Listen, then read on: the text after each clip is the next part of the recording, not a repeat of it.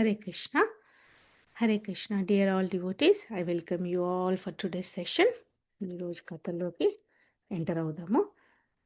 So Nityananda త్రయోదశి మహోత్సవ్కి Joy. So మనము ఈరోజు కొద్దిగా నిత్యానందన్ గురించి కూడా తెలుసుకుందాము. సో ముందుగా మనం కథలోకి ప్రేయర్స్ ఆఫర్ చేసి అప్పుడు కథలోకి ఎంటర్ అవుదాం. నాకు కొద్దిగా జలుబైంది.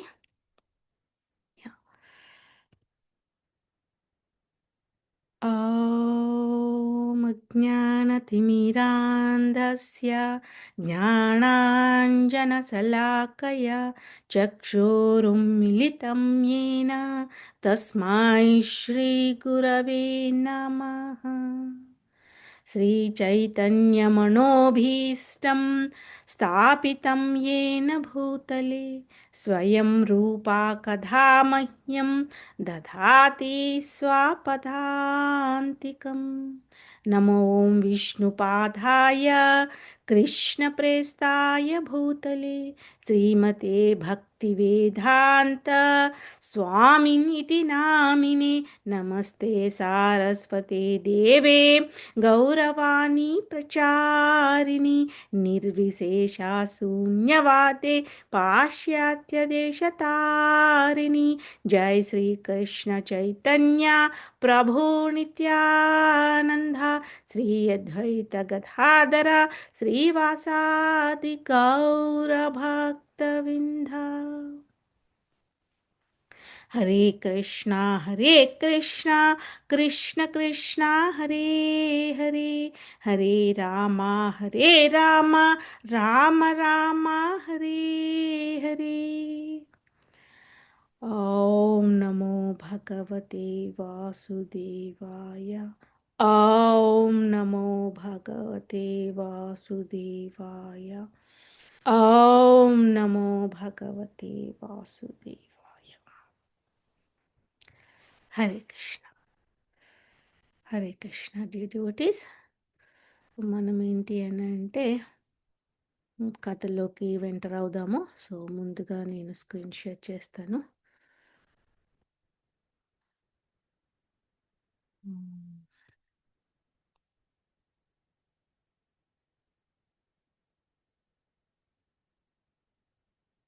శీల ప్రభుపాదకి జై, శీల గురుదేవ్కి జై, రాధా మదన్ మోహన్కి జై. సో మనం ఏంటి అని అంటే ఈరోజు నిత్యానంద త్రయోదశి, తనని గురుతత్వ అనేసి అంటారు. సో ఆయనని బలరాముని అవతారం అన్నమాట. సో మనందరికీ తెలుసు కృష్ణ బలరాములు. సో బలరాముడు తన ఎలా అనంటే తన బలం, సో బలము, సో కృష్ణుడికి బలం బలరాముడు. సో తనని హలధర అని కూడా అంటారు. మన ఎలా అని అంటే హలధర తన ఒక ఒక వ్యవసాయాన్ని అంటే ఒక వ్యవసాయాన్ని సారం చేయడానికి ఏదైతే ఆ హలధర యూజ్ చేస్తాడో దాన్ని ఎప్పుడు పట్టుకొని ఉంటాడనమాట. సో అది ఎంత అవసరమో మనకి బలరాముని కృప అంత అవసరం అన్నమాట. సో అతనే మనకి ఒక ఒక సంధిని శక్తిలాగా మనకి అంటే ఈ భక్తిలో ముందుకెళ్ళడానికి ఒక పెద్ద శక్తి అన్నమాట. సో ఆయనని సో మళ్ళీ మనకేంటి అని అంటే ఈ కలియుగంలో మనకి చైతన్య మహాప్రభు డైరెక్ట్గా ఏంటి అని అంటే అందరికీ కలియుగ వాసులు అందరూ మందబుద్ధులు మందహాసులు. సో వాళ్ళకి ఎట్లా అని అంటే అల్పాయుసులు అల్పబుద్ధులు. సో వాళ్ళకి ఎలా మర్సీ ఇస్తాడు మరి. సో అందుకని ఏంటంటే అందరికీ కూడా ఈ హరే కృష్ణ మహామంత్రాన్ని డిస్ట్రిబ్యూట్ చేయడానికి చైతన్య మహాప్రభు అవతరించారనమాట. సో ఆయన ఏంటి అని అంటే ఒక సేవకుడిలాగా వచ్చాడు భగవంతుడికి. వచ్చి భగవంతుడికి సేవ ఎలా చెయ్యాలి అనేసి చేసుకొని అతను స్వయంగా భగవంతుడే ఒక సేవకుడు రూపంలో వచ్చాడనమాట. సో, మనకి స్వయంగా ఏంటి అనంటే, ఇప్పుడు మీరు ఇందాక పూరి చేస్తున్నారు అన్నారు. సో, పూరి ఏంటి అనంటే, కొత్త ఇప్పుడు అప్పుడే పూరి అని పేరు విన్న వాళ్ళకి పూరి ఎలా చేయాలో ఎలా తెలుస్తుంది? ఆ పూరి పిండి ఏది యూజ్ చేయాలి? అన్ని పిండిలు ఒకేలాగుంటాయి. ఇప్పుడు మైదా పిండితో పూరి చేస్తే అది ఊరికే సాకి ఎలా అయిపోతుంది? సో, పూరి చెయ్యాలి అంటే కూడా ఆ పూరి అనుభవం ఉండాలి. ఆ పూరి దేనితో చేయాలి? ఏ పిండితో చేయాలి? ఎలా చేయాలి? లేకపోతే షేపులు వస్తది. సో, అందుకే దానికి పూరి అంటామా? అప్పుడు దానికి పేరు చపాతీ పెడతామా? దానికి ఇంకో పేరు పెడతామా? సో, భగవంతుడిది ఏంటి అనంటే, ఆ కృప ఉంటేనే మనము ముందుకెళ్తామనమాట. అంటే ఆ సంధిని శక్తిని ఏమంటారు అంటే గురుతత్వ. సో, నిత్యానంద త్రయోదశి కూడా నిత్యానందుడిని అతన్ని గూడా ఒక గురువు. అతని కృప లేకపోతే మనం అసలు భక్తిలో ముందుకే వెళ్ళము అన్నమాట. పీరియడ్. సో, భక్తిలో ముందుకు ఎళ్ళాలి అనంటే మనకి ఆయన కృప, గురువు కృప మనకి ఉండాలి. సో, అందుకని ఆయనని మనం ఖచ్చితంగా ప్రేయర్ చేయాలి అన్నమాట. అందరూ కూడా ఇస్కాన్ డివోటీస్ కానీ ఎవరైనా కృష్ణ ఈ వైష్ణవ డివోటీస్ అందరూ కూడా ఆ త్రయోదశి రోజు నిత్యానంద త్రయోదశి అంటే నిత్యానందుడు ఆవిర్భావమైన రోజు అన్నమాట. సో, మనం ఎలా ఇప్పుడు జన్మాష్టమి అనంటే కృష్ణుని పుట్టినరోజు ఎలా చేస్తామో, ఈరోజు నిత్యానందుడు పుట్టినరోజు అన్నమాట. సో, వాళ్ళనేంటి అనంటే భగవంతులని వాళ్ళు బర్త్‌డే, పుట్టినరోజు, జన్మదినం అలా అనమనమాట. అవతారము. సో, వాళ్ళ అవతారం తీసుకున్న సందర్భం అన్నమాట. దానికి అందుకనేసి వాళ్ళని అవతారం తీసుకున్నారు అని అంటారు. సో, అట్లాగే మనకేంటంటే ఈరోజు నిత్యానందుని త్రయోదశి అన్నమాట. సో, నిత్యానందుడు అవతరించిన మహోత్సవం అందరూ జరుపుకుంటారు. సో, అది మనం తెలుసుకోవాలి. సో, తర్వాత ఏంటి అంటే మనం భగవద్గీతలోకి ఎంటర్ అయ్యేటప్పుడు సో, మనకేంటి ఇది ఈ గీతా మహత్యం గురించి మనం తెలుసుకున్నాం. అందులో ఒక శ్లోక మాత్రం తెలుసుకున్నాం. అందులో క్లియర్‌గా ఏం చెప్పారు? ఏకం శాస్త్రం దేవకీ పుత్ర గీతం. ఏకో దేవో దేవకీ పుత్ర ఏవ. ఏకో మంత్రాస్ తస్య నామాని యాని. కర్మాపయేకం తస్య దేవస్య సేవా. సో, నాలుగే 4 ఉన్నాయండి. క్లియర్‌గా చూడండి. మళ్ళీ మళ్ళీ ఈ శ్లోకాన్ని చూస్తూ ఉండండి. ఏకం శాస్త్రం దేవకీ పుత్ర గీతం. మనకి భగవంతుని నోటి నుంచి స్వయంగా వచ్చిన ఒక పాట ఉంది. ఒక శాస్త్రం ఉంది. అదే ఒక హోలీ బుక్ లాగా మనకేంటి ఇప్పుడు భగవద్గీత స్వయంగా భగవంతుని నోటి నుండి వచ్చిన పాట. సో, అది అందుకని అదేంటంటున్నారు దేవకీపుత్రుడు. దేవకీపుత్రుడి నుంచి వచ్చిన ఆ గీతాన్నే మనకి ఏకైక శాస్త్రంలాగా మనకి అన్నీ కూడా పురాణాలు, ఉపనిషత్తులు మనకి అవి అక్కడ ప్రూవ్ చేశాయి. తర్వాత ఏముంది? అందులో దేవాది దేవుడు ఎవరు అంటున్నారు? ఏకో దేవో దేవకీ పుత్ర ఏవ. ఇంక దేవాది దేవుడు ఎవరు? దేవకీ పుత్రుడైన ఆ దేవుడు తప్పించి ఇంకెవరూ లేరు అని అక్కడ క్లియర్ చేశారు. కానీ మళ్ళీ ఇంకోటేంటి? మళ్ళీ సెకండ్ లైన్‌లో క్లియర్‌గా చెప్పిందేంటి అంటే ఏకో మంత్రాస్ తస్య నామాని యాని. అంటే ఆ దేవకీ పుత్రుడైన ఆ దేవాది దేవుని నామాన్ని ఉచ్చరించడమే అన్ని మంత్రాల్లో అక్కడ మనకి ఉత్తమమైనది అని చెప్పారనమాట. అందుకని మన ఆచార్యులు ఏం చెప్పారు అనంటే యజ్ఞానాం జప యజ్ఞోస్మి అని అన్నారు. ఇక్కడ యజ్ఞానాం జప యజ్ఞోస్మి అని అంటే మనకి ఎట్లా అని అంటే ఇప్పుడు ప్రతి దినము కూడా ప్రతిరోజు మనం 5Gs గురించి తెలుసుకున్నాం కదా. మన గీతా పారాయణం కూడా ఒక మనకి ఈ పాపాలని అరికట్టడానికి ఉపయోగపడుతుందో అలాగే ప్రతిదినము మనం ఆస్టరిసిస్ అంటే ఏంటి అని అంటే మనము గొప్ప యాగాలు తర్వాత తపస్సులు చేయడము అనేది మనకి ఈ కలియుగంలో అంత సాధ్యం కాదనమాట. మనం ఒక యజ్ఞం చేయాలి అంటే నెయ్యిని తీసుకున్నప్పుడు ఆ నెయ్యి కూడా ఎలాంటి కల్తీ వస్తుందో మనందరికీ తెలుసు. సో, అలాంటి ఆవులని కూడా ఏ విధంగా అంటే గోమాత తనని మనం ఎంత పూజిస్తామో కొంతమంది దాన్ని ఏ విధంగా యూజ్ చేస్తారో మనకి అది తెలుసు. సో, మనకు మార్కెట్‌లో వాళ్ళకి అంటే వ్యాపారులు ఏం చేస్తున్నారు అంటే వాళ్ళ అవసరాల గురించి ఆ నెయ్యిని భగవంతుడి గురించి ఉపయోగిస్తారు. చిన్నపిల్లలకి తినడానికి ఉపయోగిస్తారు. మన ఆహారానికి ఉపయోగిస్తాము. అలాంటి దాంట్లో కూడా కల్తీ. సో, అందుకని మనకి ఇప్పుడు కలియుగంలో మనకి ఏం చెప్తున్నారు అనంటే, ఆ కల్తీతోని మన శత్రువులు ఏంటి? మన ఇంటర్నల్ శత్రువులు కామ, క్రోధ, లోభ, మద, మాత్సర్యాలు ఏవైతే ఉన్నాయో అవి ఏమీ కూడా హ్మ్, కరిగిపోవన్నమాట. అవి ఇంకా గట్టిగా బంధంగా తయారవుతాయి. సో, అందుకని మనకి ఏం చెప్తున్నారు? మనము సాఫ్ట్ హార్టెడ్ అవ్వాలి. మనం ఏదైతే మన కఠిన హృదయం ఉందో అది సాఫ్ట్‌గా, మృదువుగా జరగాలి. సో, అందుకని భగవంతుడు దానిని భగవన్ని నామాన్ని మనం తీసుకోవడం ద్వారా అంటే ఆహారం తీసుకుంటే మన శరీరానికి ఎలా అయితే శక్తి వస్తుందో, ఆ శక్తి సంధిని శక్తి అంటే గురుతత్వ ద్వారా మన నామము ఇవ్వబడుతుందన్నమాట. సో, ఆ నామం మనకి ఇవ్వబడినప్పుడు అప్పుడు మనం ఏమవుతుంది అనంటే మనకి కొద్ది కొద్దిగా భగవంతునికి చేరువ అవ్వడానికి శక్తి వస్తుంది. సో, మనం భక్తిలో ముందుకెళ్తూ ఉంటాము. దీనిని అదే అందుకని ఏమన్నారు మళ్ళీ కర్మాపయేకం తస్య దేవస్య సేవ. సో, ఆ దేవాది దేవుడికి సేవ చేసుకోవడమే మన ప్రత్యక్ష కర్తవ్యం. ఇంకా వేరే కర్తవ్యం ఏమీ లేదు. అన్ని తర్వాతే ఆయన చూసుకుంటాడు. మనకి ఏ బాధున్నా, ఏదున్నా భగవంతుడితో చెప్తే ఆయన సమకూర్చేస్తాడు అన్నీ. సో, అందుకని అది మనము యాక్షన్స్‌లో అంటే కర్మతో మనము భగవంతునికి అర్పించడం ద్వారా అది మన కర్మ ఫలితాలను ఆయన తీసేస్తూ ఉంటాడనమాట. అందుకని అక్కడ కర్మాపయేకం తస్య దేవస్య సేవా అని చెప్తున్నారు. ఇది అందరం మనం నేర్చుకోవాలండి. ఒక్కసారి మళ్ళీ చదువుదాము. ఏకం శాస్త్రం దేవకీ పుత్రగీతం ఏకో దేవో దేవకీ పుత్ర ఏవ ఏకో మంత్రాస్తస్య నామాని యాని కర్మాపయేకం తస్య దేవస్య సేవా. సో, భగవద్గీతలో ఉన్న సారాంశమంతా కూడా గీతా మహత్యంలో ఇక్కడ ఈ ఒక్క శ్లోకాల్లో జరిగిపోయింది. కానీ అది ఎంతవరకు మనం నమ్ముతున్నాము, ఎంతవరకు మనం పాటిస్తున్నాము అనేది జీవి పైన ఉంటుందన్నమాట. సో, మనకి చెప్పారు. అందుకని ఆ నామం ఏ నామం అని చెప్తారు? మీరు ఎన్ని సహస్రనామాలు చదవండి. అవన్నీ చేసినా గానీ ఇక్కడ మనకి చెప్పారు. ఇదొక్కటి కూడా మనం గుర్తుంచుకోవాలి.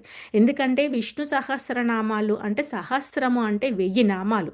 సో, అది భగవంతుని విష్ణుమూర్తికి మనం 1000 నామాలు తీసుకుంటాము. తప్పు లేదు. ఎందుకంటే భగవంతుడు అది ముఖ్యము. మనకి నిత్య జీవితంలో భగవంతుని నామాన్ని తీసుకోవడం అనేది తక్షణ కర్తవ్యం. సో, అలా మనము 1000 నామాలు తీసుకోవడము ప్రతిరోజు ఆహ్, ఎన్నో వేల నామాలు తీసుకోగలుగుతామా? మనకున్న పనుల్లో? సో, చేసుకోలేము. అది కూడా ఎలా అంటే నేను చాలా మట్టుకు చూశాను అందరినీ సహస్రనామాలు చదివేటప్పుడు గూడా అంత పూర్తి సహస్రనామాలలో వాళ్ళ అటెన్షన్ పే చెయ్యరు. సహస్రనామాలు చదివాము అంటే చదివాము అనుకుంటారు. కానీ పూర్తిగా అటెన్షన్ పే చేయరు. ఓకే. అయినా కానీ అట్‌లీస్ట్ మనకి భగవంతుడు ఏంటి అనంటే వాళ్ళకి కృప ఇస్తాడు. అట్‌లీస్ట్ నాకు ప్రయత్నం చేస్తున్నాడు నన్ను చేరుకోవడానికి అనేది ఆయన తన కృప చూపిస్తాడనమాట. అలాంటి విష్ణు సహస్రనామాలు 1000 దాంట్లో ఆ విష్ణు సహస్రనామాలు 1000 నామాలు ఒక రామనామముతో మనకి సమానము. ఓకే. సో, మనము విష్ణు సహస్రనామంలో లాస్ట్‌లో చదువుకుంటాం. ఏంటి అది? శ్రీరామ రామ రామేతి రమే రామే మనోరమే సహస్రనామ తత్తుల్యం రామనామ వరానమే. సో, ఇది మనం 3 సార్లు చదివితే ఒక కృష్ణనామముతో సమానం అన్నమాట. ఓకే. సో, మనకు ఆల్రెడీ చెప్తున్నారు. అందుకే మనం అక్కడ ఏం చేస్తారు, అందులో కూడా మనకి క్లియర్‌గా చెప్పేశారు సహస్రనామంలో. నువ్వు రోజు సహస్రనామాలు చదవలేకపోతున్నావా? ఇది 3 సార్లు చదువు. ఓకే. సో, అది 3 సార్లు చదివితే నువ్వేంటి రామ అని ఒక్కసారి మాట్లాడితే మనం 1000 సార్లు విష్ణువుని తలుచుకున్నట్టు. అలాంటిది 3 సార్లు రామనామం తలుచుకున్నాము అని అంటే కృష్ణని తలుచుకోవడం అన్నమాట. సో ఇక్కడ అందుకని ఈ హరే కృష్ణ కృష్ణ కృష్ణ హరే హరే, హరే రామ రామ రామ హరే హరే. ఇది మొత్తం కూడా ఈ హరే కృష్ణ మహామంత్రం 16 సిలబుల్స్తో అంటే 16 వర్డ్స్తో చేయబడింది. సో దీంట్లో గుర్తుపెట్టుకోండి, ఈ కృష్ణ అనే దానికి ఇప్పుడు ఒక్క రామనామంకి 3 కృష్ణనామాలు అవుతే మనకి ఇక్కడ ఏమవుతుంది, అప్పుడు రామనామం ఈక్వల్ టు 1000 విష్ణునామాలు. అంటే 1000 ఇంటూ 3, 3000 సార్లు మనము విష్ణువుని తలుచుకున్నట్టు. అంటే ఒక్కసారి కృష్ణనామాన్ని తీసుకోవడం వల్ల విష్ణుమూర్తిని మనము 3000 సార్లు ఉచ్చరిస్తున్నాము. అలాంటిది ఇందులో ఎన్నిసార్లు ఇక్కడ ఉంది చూడండి, కృష్ణ కృష్ణ కృష్ణ కృష్ణ 4 సార్లు కృష్ణ ఉంది అని అంటే 4 ఇంటూ 3 ఎన్ని అయిపోయాయండి, మళ్ళీ 12 అయిపోయింది. మళ్ళీ ఇక్కడ మళ్ళీ రామ రామ రామ రామ అని ఉంది. సో అట్లా మనము క్యాలిక్యులేట్ చేసుకోవాలి. సో మనం అలా ఎన్నిసార్లు విష్ణునామాన్ని చెప్తున్నాము. మళ్ళీ ఇక్కడ హరే అనేది ఏంటి అని అంటే తన శక్తి. సో ఇప్పుడు సదాశివుడికి తన భార్యే తనకి శక్తి, పార్వతీదేవి తన శక్తి. రాముడికి సీతాదేవి శక్తి. అలాగే కృష్ణుడికి రాధారాణి శక్తి అన్నమాట. సో అందుకని ఏంటంటే హరే అనేది ఆ శ్రీమూర్తిని అక్కడ ఉచ్చరిస్తుంది. సో రాధారాణి పాదాలని ఎప్పుడూ కూడా అంటే ఆమెని తన హృదయంలో ఉంచుకోవాలనుకుంటాడు ఆ కృష్ణ. సో తన నామస్మరణం ఆమె చేస్తూ ఉంటే ఆమె రాధే రాధే తన నామస్మరణ కృష్ణుడు చేస్తున్నాడు. సో అందుకని ఇక్కడ ఏంటి అంటే హరే కృష్ణ కృష్ణ కృష్ణ హరే హరే, హరే రామ రామ రామ హరే హరే అనేది ఇది మనము ఒక్క మంత్రం అండి. అది ఈ హరే కృష్ణ మహామంత్రంలో ఇది మనకి ఆ బీట్ బ్యాగ్స్లో మనకి బీట్స్ మాల ఉంటుంది కదా, ఇది ఒక్క బీడికి సంబంధించిందనమాట మంత్రము. అలాంటిది మనము 108 సార్లు ఒక మాలను చేయడానికి చేస్తామండి. అప్పుడు ఎంత మనము ఆ భగవంతుణ్ణి మనము పిలుస్తున్నాము. మనలో ప్రతి ఒక్కరికి ఒక బాధ ఉంటుంది. బాధ లేదు అని జీవి లేడు. జీవి ఇక్కడ ఉన్నాడు అంటేనే బాధ ఉన్నట్టు. సో ఆ బాధ ఎంత భగవంతునికి చేరువ చేయడానికి ఉంది అనేది ఈ నామం మనకి నేర్పిస్తుంది. ఈ నామాన్ని ఒక్క మాల, అందుకే నేను ఏం చెప్తానంటే మీరు అందరూ కూడా ఒకవేళ మాల ఆల్రెడీ చేస్తూ ఉంటే మీరు ఎన్ని మాలలు చేస్తున్నారు అనేది ఆ గ్రూప్లో పెట్టండి. మీ పేరుతోని మీ పేరు దాంట్లో నంబరు ఆ గ్రూప్లో పెడుతూ ఉంటే భగవంతుడికి మనం ఆఫర్ చేసినట్టు అవుతుంది అది. సో ప్రతిరోజు కూడా మనం ఆ మాలలు చేస్తూ ఉండాలి. అందుకని భగవంతుడి నామాన్ని ఉచ్చరించడం మనం అనుకుంటాము, ఓ ఈరోజు నేను అది చేశాను ఇది కాదు. భగవంతుడు చాలా సులువుగా ఇస్తున్నాడు మనకి. ఆ దాన్ని అర్థం చేసుకోవాలి. మనము ప్రతి దాంట్లో భగవంతుని చూడగలగాలి. అప్పుడే మనకి అది అర్థమవుతూ ఉంటుంది. సో ఇది కూడా చాలా మంచి శ్లోకం. ఎందుకంటే కులశేఖర అల్వాలు తన అల్వాళ్ళ గురించి మనందరికీ తెలిసే, మనకు మాఘశిర మాసంలో మనం అన్ని ఇప్పుడు మొన్నటి వరకు మనకి అయ్యాయి కదా పూజలన్నీ. అల్వాళ్ళది మనకి తిరుపతిలో దాంట్లో చాలా బాగా చేస్తారు. సో అందులో కులశేఖర అల్వాళ్ళు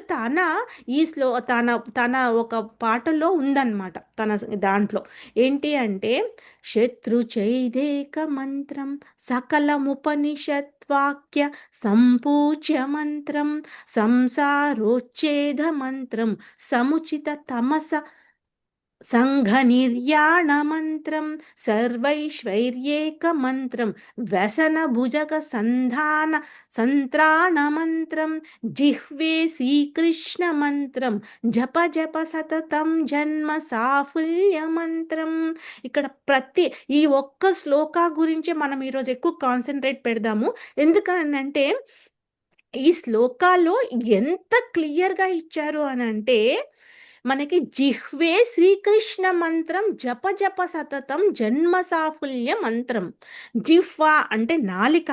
నాలిక పైన శ్రీకృష్ణుని మంత్రాన్ని నువ్వు జప జప ఎప్పుడు సతతం సర్వం ఎల్లవేళలా ఇంకా నీకు వేరే ఏ పనిలో ఏం చేస్తున్నా, నువ్వు ఒకవేళ ఇప్పుడు ఏదైనా వంట చేస్తున్నామనుకోండి, అప్పుడు నామాన్ని మనము వింటూ ఉండాలి. ఖాళీగా ఉన్నామనుకోండి నామం చేస్తూ ఉండాలి. లేదా కృష్ణుణ్ణి నామ రూప గుణ నీలలు ఇందులో ఏ ఒక్కటి అయినా కానీ మనం 24/7 దాంట్లో ఉండాలి. అది మన కర్తవ్యం. అవన్నీ అయిపోయాక, ఎందుకంటే దానికి ఒక మంచి కథ కూడా ఉంది. ఏంటి అంటే దీన్ని నామాచార్య హరిదాస ఠాకూర్ అంటారు. సో నామాచార్య ఆయన ఏంటి అని అంటే హరిదాస ఠాకూరు తన ఒక ముస్లింలో నుంచి తన భక్తుడయ్యాడు.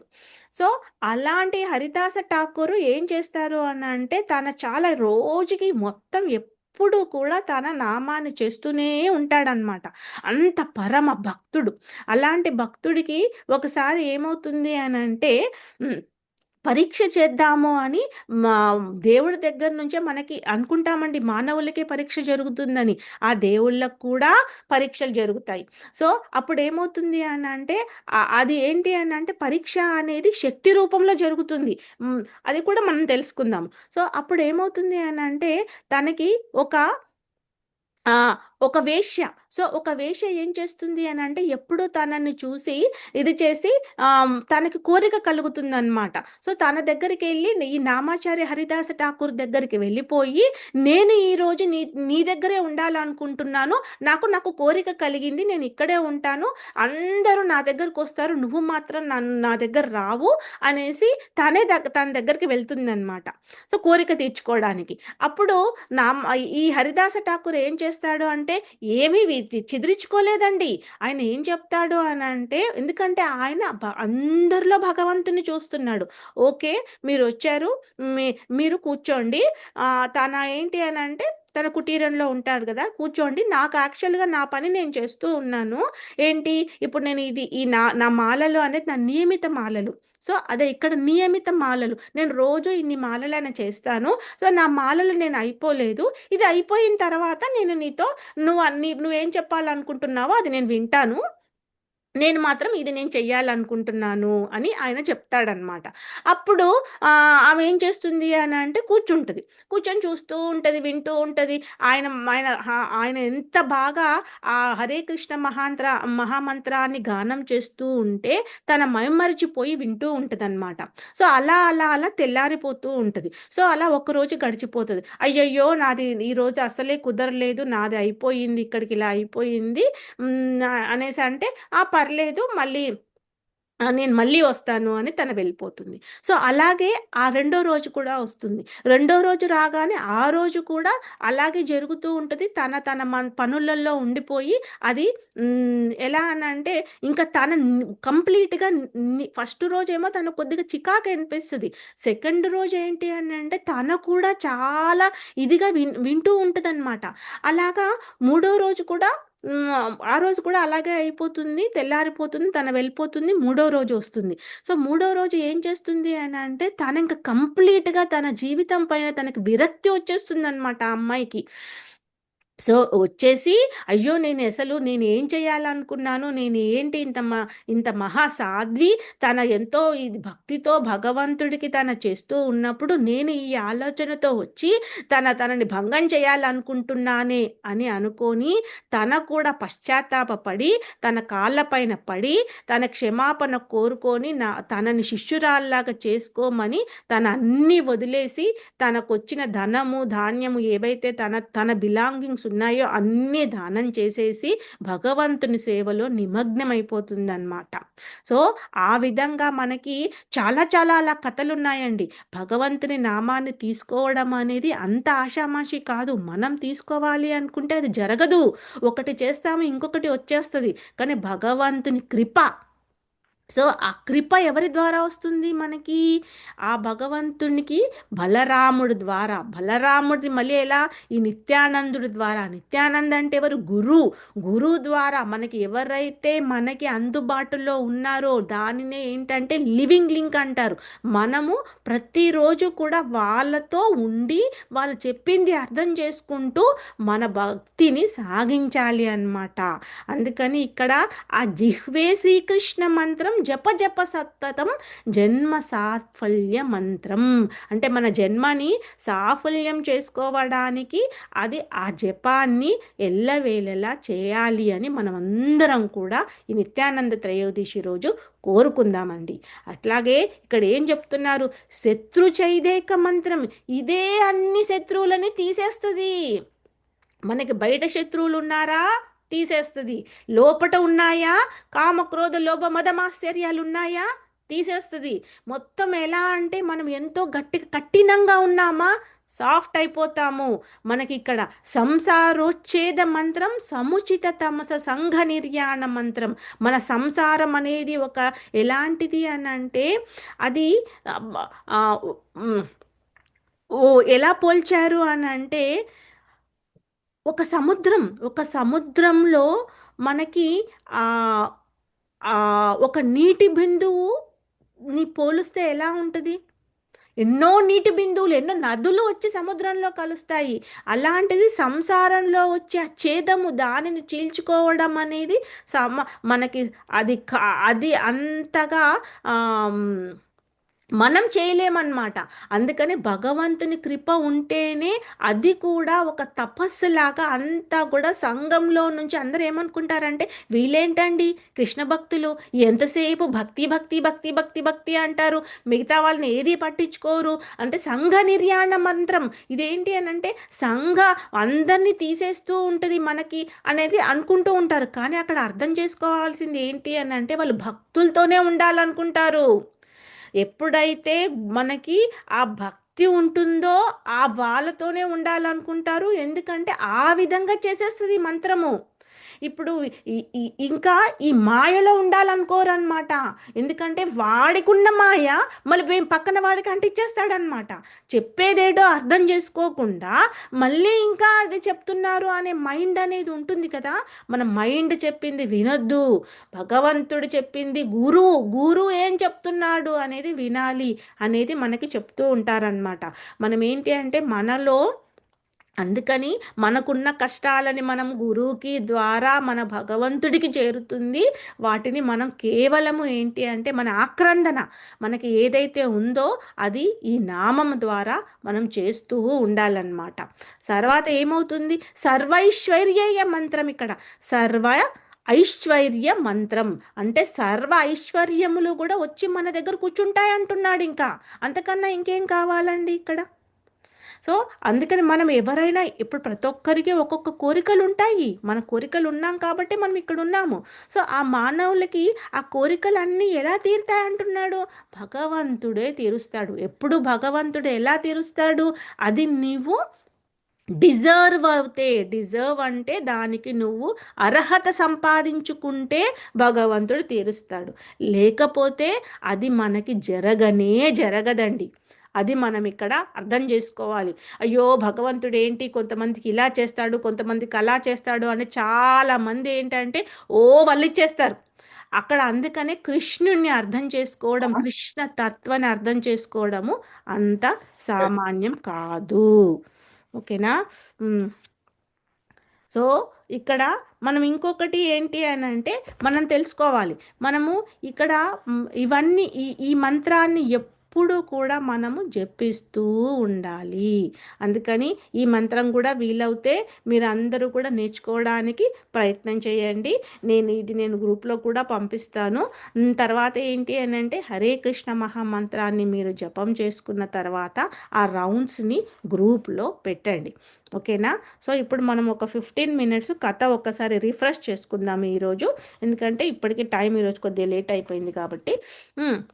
సో మనము భగవద్గీత ఏంటి అని అంటే భగవద్గీత అర్థం చేసుకోవడానికి అర్హత ఏంటి అనేది తెలుసుకున్నాము. మనకి ఫస్ట్ ఉన్న అర్హత ఏంటి అని అంటే మనకి అంటే జీవుడికి ఎప్పుడైనా కానీ ఇతరుల పట్ల అసూయ ఉండకూడదు.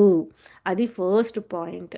అందుకని అసూయ లేని వాళ్ళే భగవద్గీత వినడానికి అర్హత వస్తుంది. విన్నది అర్థం చేసుకోవడానికి వాళ్ళకి క్వాలిఫికేషన్ అవుతుంది. తర్వాత ఇంకో క్వాలిఫికేషన్ ఏం చెప్పాడు మనకి భగవంతుడు? ఏంటి అంటే భగవంతుని పైన ఎలా మనకి అంతులేని నమ్మకం. సో అలా భగవంతుడి పైనే ఉండడం కాదండి, భక్తుల పైన కూడా ఉండాలి. ఎందుకంటే మనం భక్తులని ఎప్పుడైతే వాళ్ళు చిన్న చూపు చూస్తారో భగవంతుడు వాళ్ళని వాళ్ళకి ఆ కృప అనేది ఇవ్వడనమాట. సో దానికి కూడా మనము చాలా మటుకి అంబరీషుని కథ విన్నాము. దుర్వాసుముని కథ విన్నాము. ఎందుకంటే ఆ దుర్వాసముని ఏ విధంగా ఒక 1 మినిట్లో చెప్పుకుందాము మనం దాన్ని. ఏంటి అంటే దుర్వాసముని చాలా ఆయన కోపిష్టి అయినా కానీ తనకు ఎంతో వేదాలు తనకి చాలా ఎన్నో తెలుసు.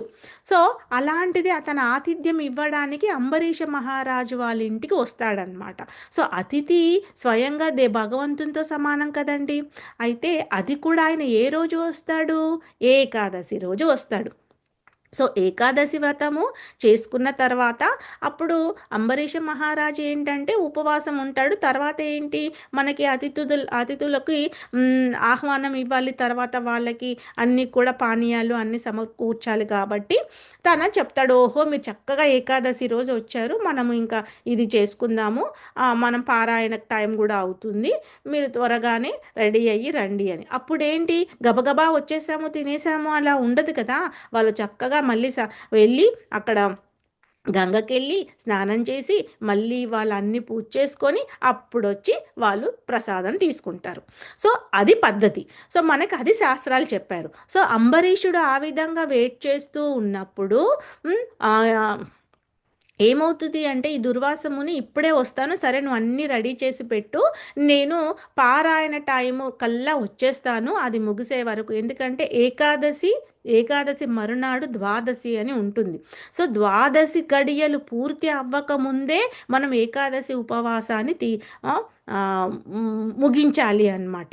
సో అందుకని దాని గురించి ఏంటి అని అంటే ఏకాదశికి మనం ఫలితం రావాలి అని అంటే ద్వాదశి గడియ లోపే మనము దానిని చేసేయాలి. చాలా మటుకు ఏంటంటే దాంట్లో కూడా చాలా క్వశ్చన్స్ వస్తాయి. కొంతమంది ఏమనుకుంటారంటే ఈ క్యాలెండర్లో ఇలా ఉంది, ఆ క్యాలెండర్లో అలా ఉంది, ఏంటిది మనం తెలుసుకోవాల్సింది ఏంటి అంటే దశమి ఏదైతే వస్తుందో అంటే సూర్యోదయానికి కొంతమంది సూర్యోదయాన్ని పాటిస్తారు, కొంతమంది చంద్రోదయాన్ని పాటిస్తారు. సో వైష్ణవులు పాటించేది ఏంటి అంటే సూర్యోదయం. సో ఈ సూర్యోదయానికి ఏదైతే మనకి తిది అక్కడ మనకి దశమి గడియలు కొన్ని ఉండి ఏకాదశి స్టార్ట్ అయ్యిందనుకోండి, ఆ రోజు ఉపవాసం పాటించరు. ఓకే. ఎందుకు అనంటే మరునాడు మళ్ళీ ఉదయానికి ఏకాదశి గడియలు అక్కడ ఉన్నా కానీ అంటే ద్వాదశి వచ్చినా కానీ ఏకాదశి ఉండిపోతుంది.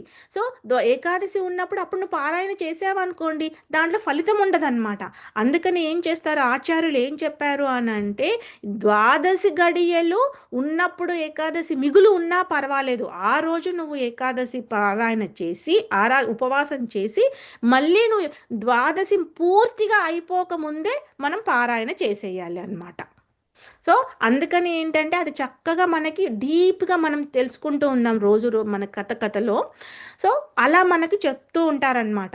సో అక్కడ ఏమవుతుంది, అంబరీష మహారాజు తన ఏకాదశి ఉపవాసాన్ని తీసేయాలి అని అనుకున్నప్పుడు ఇదో వస్తాను అనేసి తన రాలేకపోతాడనమాట దుర్వాసముని. అప్పుడు ఏమవుతుంది అని అంటే తనకి ఉపవాసాన్ని వదలాలి కదా. అంటే భగవంతుణ్ణి ఏకాదశి అనేది కూడా స్వయంగా భగవాను.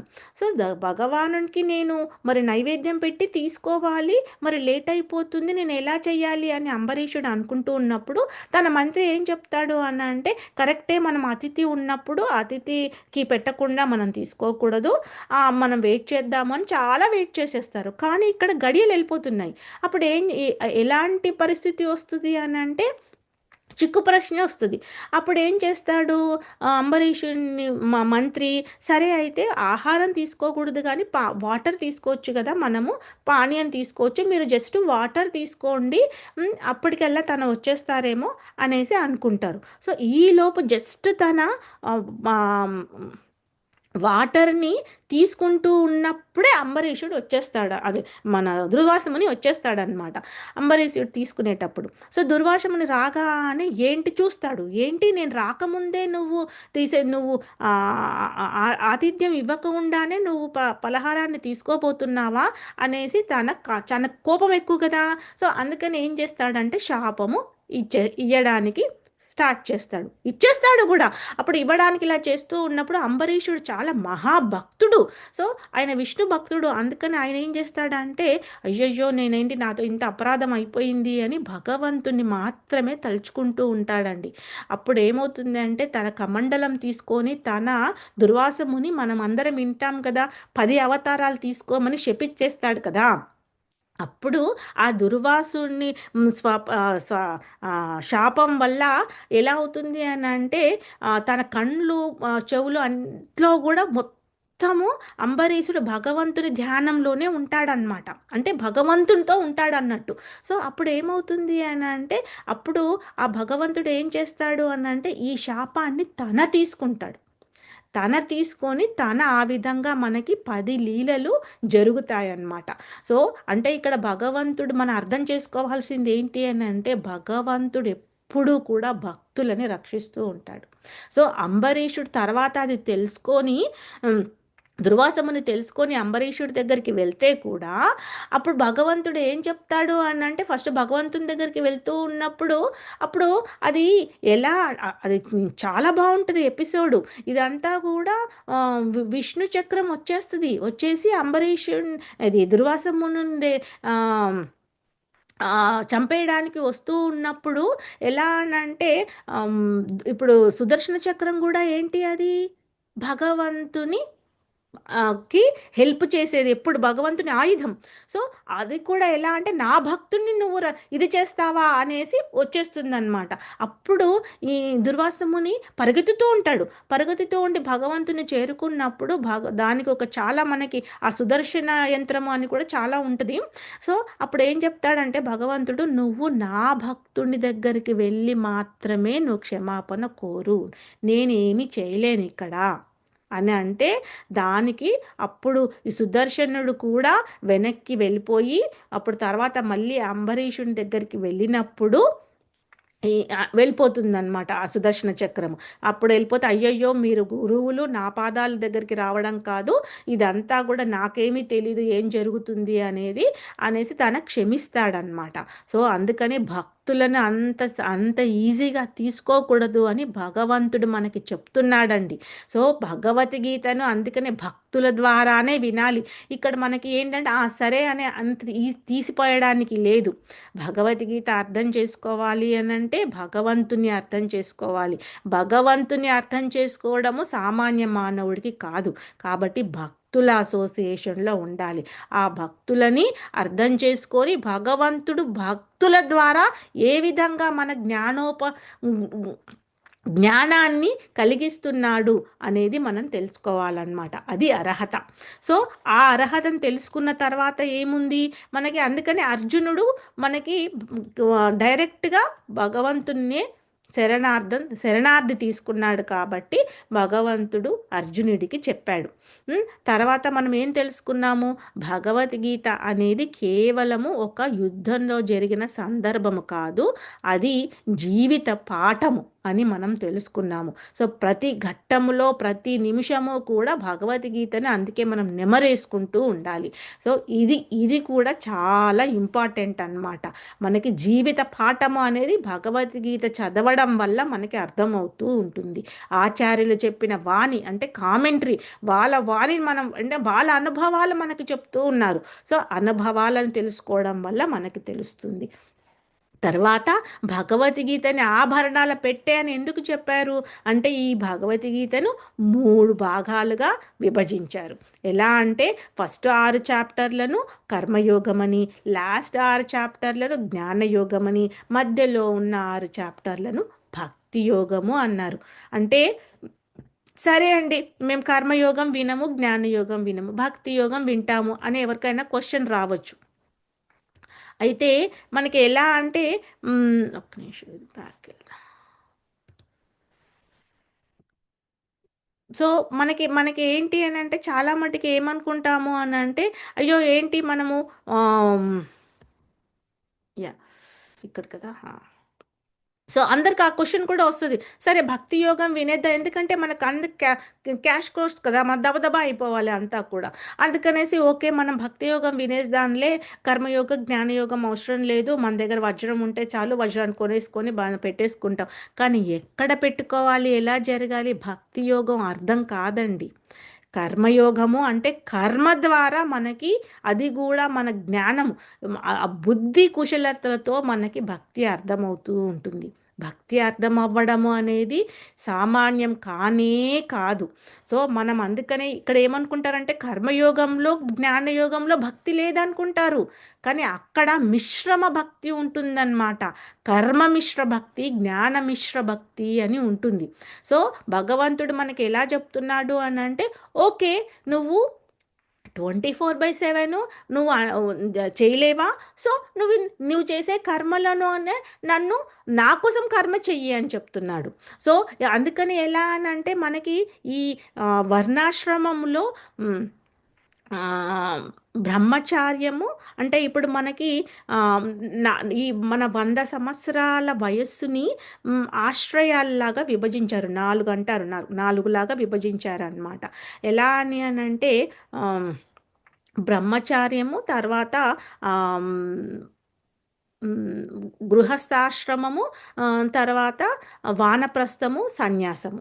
సో ఇలా 4 లాగా అంటే బ్రహ్మచారి అని అంటే ఎలాంటి అంటే మనకి 25 సంవత్సరాల వరకు తన బ్రహ్మచారి లాగా ఉండాలి. కానీ ఇప్పుడున్న కలియుగంలో 25 సంవత్సరాల వరకు ఎవరు బ్రహ్మచారి ఉంటున్నారండి, అది మనం ఆలోచించుకోవాలి. తర్వాత 25 సంవత్సరాల నుంచి 50 సంవత్సరాల వరకు గృహస్థాశ్రమంలో ఉండాలి మనం. గృహస్థాశ్రమము అని అంటే మన గృహాన్ని మనకి ఎలా అంటే భగవంతుడు చెప్పాడు ఏంటంటే గృహస్థాశ్రమంలో కూడా మన పిల్లలు, మన భర్త, మన వాళ్ళు అందరినీ కూడా మనము అక్కడ ఆ ఆశ్రయం చేయడము కూడా అది కూడా ఇంపార్టెంట్ అన్నమాట. తర్వాత ఏంటి అని అంటే అక్కడ విద్యుక్త ధర్మం చేస్తూ నిత్య ధర్మం చేయమంటున్నాడు భగవంతుడు. తర్వాత ఏంటి వానప్రస్థము. వానప్రస్థం ఏంటి అంటే ఇప్పుడు చాలామంది ఎలా అయిపోతుంది అని అంటే పిల్లల పెళ్ళిళ్ళు చేసేస్తారండి. పిల్లల పెళ్ళిళ్ళు చేసిన తర్వాత వాళ్ళ పిల్లలను కూడా మనవళ్ళు మనవరాలను కూడా వాళ్ళ దగ్గర పెట్టుకొని వాళ్ళ బాధ్యతలు వాళ్ళకి నేర్పించకుండా వీళ్ళు తీసుకుంటూ వాళ్ళు ఎప్పటికీ నేర్చుకోరు. వాళ్ళేమో జలసాలు చేసుకుంటూ వాళ్ళు అసలు బాధ్యతలు తీసుకోకుండా ఉంటారు. వీళ్ళు ఏం చేస్తుంటారు, అమ్మలు నాన్నలు వాళ్ళు మనవరాలను చూసుకుంటూ వాళ్ళ జీవితం అంతా కూడా భగవంతుని దగ్గర గడపకుండా ఈ విధంగా వృధా చేసుకుంటూ ఉంటారనమాట. సో అందుకని వానప్రస్థం అనేది మనకి పూర్వము ఏం చెప్పారు అంటే వానప్రస్థం 50 ఏళ్ళ తర్వాత వాళ్ళు గృహాన్ని వదిలేసే వాళ్ళు అనమాట. సో దానికి కూడా మనము శ్రీమద్ భాగవతంలో నేర్చుకుంటాము. దేవహూతి కపిల మహారాజు తండ్రి దేవహుతి తర్వాత కార్తమముని. సో వీళ్ళిద్దరు చరిత్ర గురించి మనం తెలుసుకుంటాము. వాళ్ళు ఏ విధంగా వెళ్ళి మన భక్తి గురించి చెప్పారు అనేది. తర్వాత ఏంటంటే సన్యాసాశ్రమం అంటే అన్నీ వదిలేసి సన్యాసం తీసుకోమని చెప్పలేదు. మనకేంటి అని అంటే సన్యాసము అంటే ఈ భౌతిక బంధాల నుంచి మనం విడిపడడమే సన్యాసం. సో ఇక్కడ మనకి ఏంటి అంటే శ్రీకృష్ణ పరమాత్ముడు అర్జునుడికి మనకి ఇప్పుడు మనం నేర్చుకుంటాము సెకండ్ చాప్టర్ థర్డ్ చాప్టర్లో అతను ఏమనుకుంటాడు అని అంటే సరే అయితే మరి నేను అన్నీ వదిలేసేసి యుద్ధం చేయడం వల్ల నాకు అంత నష్టమే ఉంటుంది కాబట్టి నేను యుద్ధం చేయను, డైరెక్ట్గా సన్యాసం తీసేసుకుంటాను అంటాడు. కానీ భగవంతుడు దానికి ఒప్పుకోలేదండి. ఎక్కడ చేయాల్సిందో అక్కడ చెయ్యాలి అని యుద్ధం చేయడం ధర్మాన్ని స్థాపించడం. కాబట్టి నువ్వు యుద్ధం చెయ్యి ఇప్పుడు అని తనని ప్రేరేపించాడనమాట. అందుకనేసి మనకి ఆచార్యులు ఇంకా ఏం చెప్పారు అంటే, గృహస్థాశ్రమంలో ఉన్నప్పుడే మనము అక్కడ నిత్య సన్యాసిలాగా చేస్తామంట. ఎందుకంటే ఇంకా మనకి ఇప్పుడున్న దాంట్లో ఇంకా మన శరీరములో మనకి ఎలాంటివి ఉంటాయి అంటే, ఓకే పక్కన వాడికి ఇది ఉంది, మనకు అది లేదు, మనకు అది ఉంది, ఇది లేదు. సో ఈ కామ క్రోధ లోభ మద మాత్సర్యాలు ఏదైతే ఉన్నాయో, ఈ మోహం ఇవన్నీ కూడా మనల్ని తినేస్తాయన్నమాట. ఒక ఒక ఏమంటారు అని అంటే, ఒక చీడ పురుగులాగా తినేస్తూ ఉంటాయి.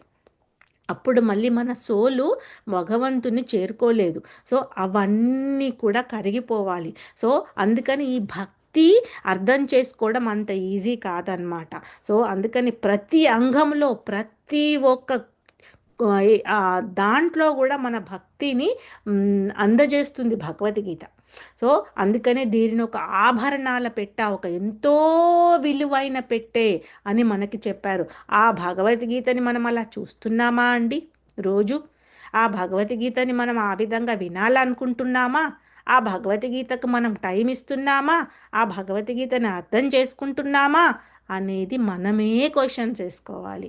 భగవద్గీత ఇప్పుడు డివోటీస్ కాని వాళ్ళు ఏమనుకుంటారు అనంటే, పని పాట లేకుండా వీళ్ళు భగవద్గీత చదువుతున్నారు అనుకుంటారు. భగవద్గీత పంచుతున్నారు, ఏమీ లేదు, ఊరికే వచ్చి వీళ్ళు భగవద్గీత కొనుక్కోండి కొనుక్కోండి తీసుకోండి చదవండి అని అంటారు అని చాలామంది మేము ఎన్నో వింటూ ఉంటామండి.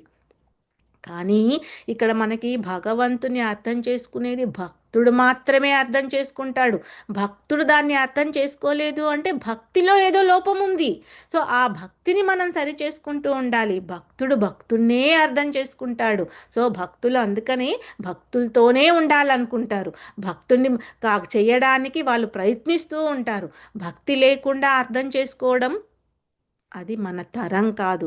సో అందుకని భక్తిని అర్థం చేసుకోండి, భక్తిని చెయ్యండి.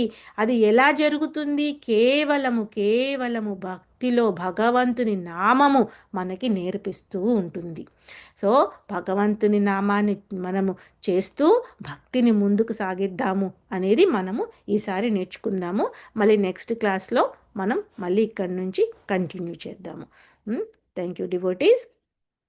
వాంఛాకల్పతరుభ్యశ్చ కృపాసింధుభ్య ఏవ చ పతితానాం పావనేభ్యో వైష్ణవేభ్యో నమో నమః.